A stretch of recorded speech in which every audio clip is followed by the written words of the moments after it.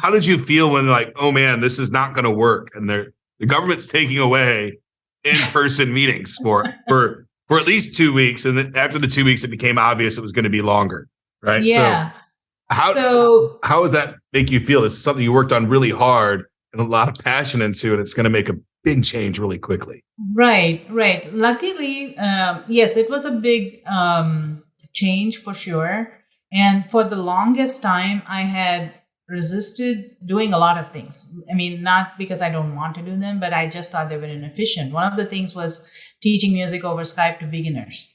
I thought the initial stages of learning music, it's in the initial stages, it was very important for the teacher and the student to create a rapport, and to kind of test out what the frequency is like, what the wavelength is like, and get used to some of the routines that we would have in in-person classes, right?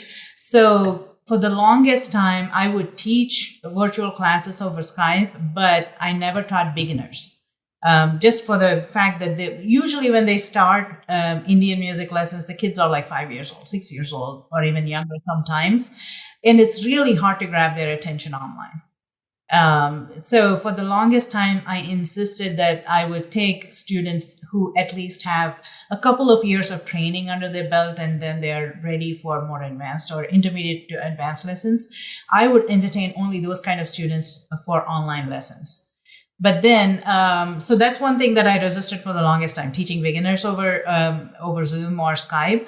And the second thing that I resisted for the longest time is buying a lot of recording equipment at my house or for the school and kind of owning it.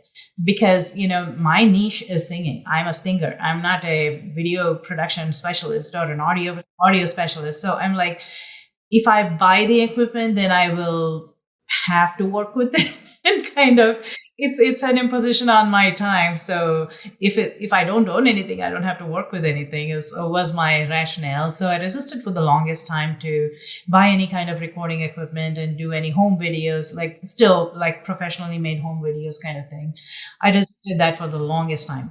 Lo and behold, March 2020, we all got into this lockdown. And the thing about music, like with sports, like with anything that we do, is you lose muscle memory if you don't use it. You use it or you lose it, right? So after initial deliberations, then what I had to do was, yes, we decided we're going online because it's not fair for the students to leave them hanging and, contribute to that muscle attrition. And also all of the teachers in the area or online were kind of in the same boat. So there was no room to kind of pass them along to a friend or someone else either.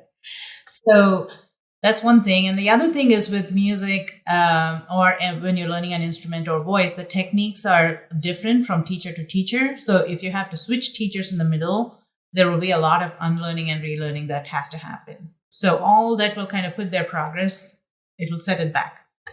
So keeping all these things in mind, I knew it would be tough, but I said, okay, let's split up the groups, because unlike a dance or a visual art, music, you have to listen to who is singing what and kind of in order to be able to course correct or whatnot, right? Unless they are unless all of the students are in a place together, you cannot have a group session. So I had to split up the groups, and the kids were very agile as well during all of this process. But we had to split up the groups into smaller groups so that they can still get that one-on-one time while I was teaching other people as well in the class. So yeah, it was tough. My weekend commitment to music went from 5 hours a day to almost 8+ hours a day over the weekend. And this on top of my full-time job. So it was like I was working 8 hours a day, 7 days a week. And it wore me out. Yeah, yep. I have to be honest about it. But it wore me out.